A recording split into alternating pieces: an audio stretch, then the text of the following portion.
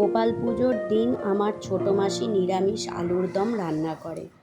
প্রথমে তেলের মধ্যে আলু দিয়ে সেটা নুন হলুদ দিয়ে ভালো করে লাল করে ভেজে নেয়।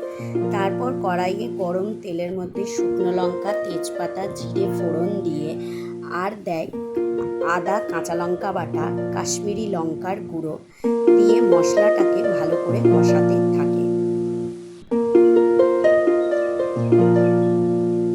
তারপর স্বাদ মতো চিনি দিয়ে আবার মশলাটাকে কষিয়ে নিয়ে স্বাদ মতো নুন দেয়।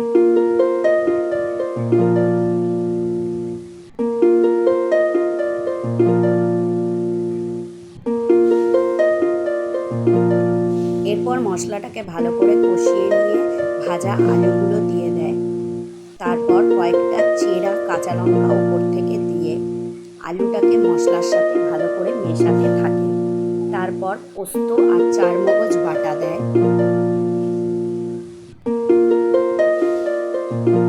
তারপর আবার পোস্ত আর চারমগজটাকে মিশিয়ে নিয়ে ওপর থেকে ফ্যাটানো টক দই দিয়ে আলুর সাথে ভালো করে কষতে থাকে।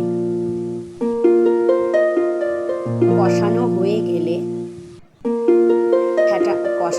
গেলে দই বাটিটা ধুয়ে জল দেয় আর আরও পরিমাণ মতো জল দিয়ে আলুটা সেদ্ধ হওয়ার জন্য রাখে। এরপর তৈরি হয়ে যায় নিরামিষ আলুর দম।